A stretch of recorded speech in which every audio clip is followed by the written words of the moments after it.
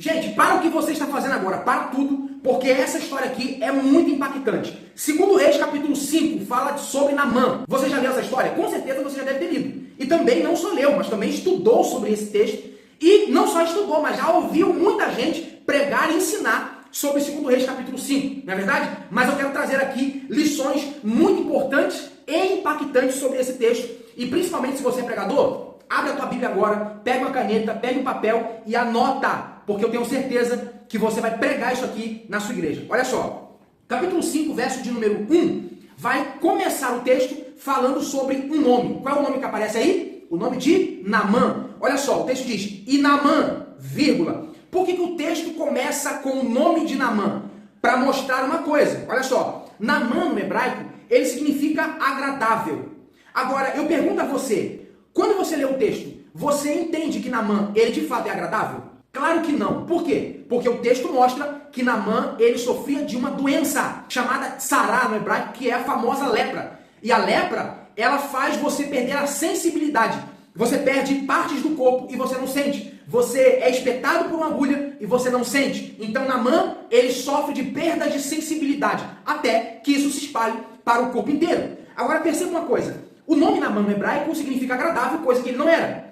E esse nome, ele deriva de um verbo chamado de Naem. E Naem quer dizer ser belo. Ou seja, Naamã ostentava uma imagem que, na verdade, no seu íntimo, não era isso que ele era. Naamã, ele apresentava ser agradável, ele apresentava ser belo, mas a sua capa escondia a tzará. A sua capa escondia a sua lepra. Agora, perceba o seguinte. Então, Naamã, ele aqui está vivendo de aparência. Mas quando Naamã chega em casa, que ele tira essa vestimenta de guerra, lá tem uma menina, que era da terra de Israel, que pode ver, que pode visualizar a deficiência de Naamã, a lepra de Naamã. A sua esposa também sabe dos seus defeitos. O rei Ben-Hadad II, que era o rei da Síria, também sabia desse defeito. Mas olha como é que o texto começa. E Naamã, chefe do exército do rei da Síria, era um grande homem diante do seu senhor e de muito respeito, porque por ele o Senhor dera livramento aos sírios. E era este varão, homem valoroso, porém leproso. Então a Bíblia apresenta Naamã como ele sendo o chefe do exército,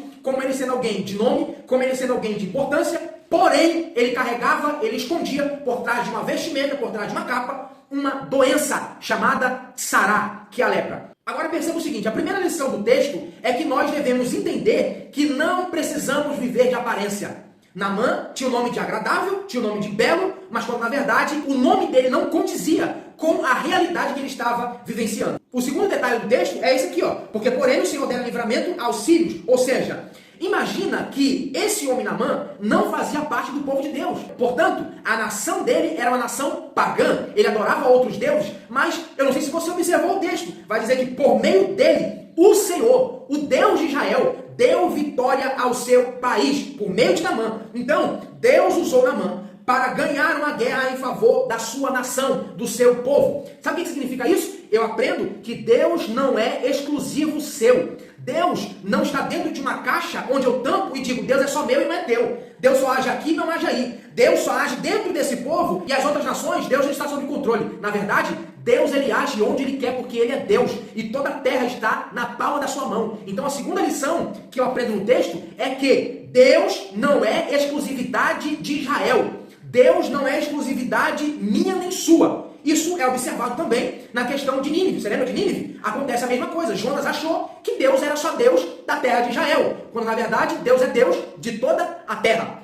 Agora, olha um outro detalhe. Um outro detalhe é que a cura de Naamã, ela teve um processo. O processo começou dentro da casa dele. Lá tinha uma menina que quando a Síria invadiu Israel, trouxe de lá alguns escravos, inclusive essa menina, ela ficou a serviço da mulher de Naamã. E ela via a lepra. E se o meu Senhor tivesse diante desse profeta, eu tenho certeza que ele seria curado. Por fim, Naamã vai até Israel, se apresenta na porta de Eliseu. Você acha que Eliseu saiu para dar atenção a Naamã? Não. Eliseu mandou um moço e disse a ele, olha, o meu Senhor disse, vai e lava-te 7 vezes no Jordão. Agora, olha só o texto. O verso de número 10, do capítulo 5, diz assim, ó.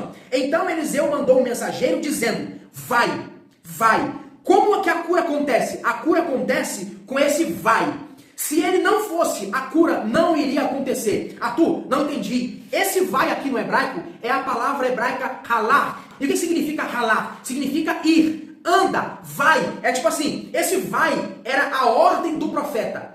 Precisava dele obedecer essa ordem para que ele fosse curado. Não tem nada a ver com 7 vezes. Não tem nada a ver com o Rio Jordão. Isso tudo é uma figura. Porque o 7 é o número da perfeição. E o Jordão, no hebraico, é Yarden. Yarden significa o que desce. Ou seja, aquele que se humilha. Então, para você se humilhar, você precisa acreditar no vai do profeta. Vai e lava-te 7 vezes. Por que 7? Porque 7 é o número da perfeição. Onde é que estava a cura real de Naamã? A cura real de Naamã estava no vai de Eliseu. Eliseu disse, vai, ralar, anda. Se você tem fé para isso, se você acredita nisso, então caminha. O fato de Naamã pegar essa palavra, esse vai, e caminhar em direção ao Jordão, isso indica que ele já estava curado. Por quê? Porque antes mesmo de acontecer no físico, já acontece no mundo espiritual. Por isso que quando você obedece a palavra de Deus, já está feito, porque tudo já está pronto no mundo espiritual. Então esse vai do profeta, Naamã já é curado, já está feito. Ele só precisava cumprir a palavra do profeta. Anda, vai, anda em direção ao que eu te disse. Caminha na palavra que eu te disse, porque você vai ser restaurado. Eliseu não pôs a mão na cabeça, Eliseu não teve contato com Naamã, até porque a lei não permitia nenhum judeu colocar a mão em um leproso, porque ele ficaria impuro cerimonialmente. Então o profeta não quer contato com Naamã.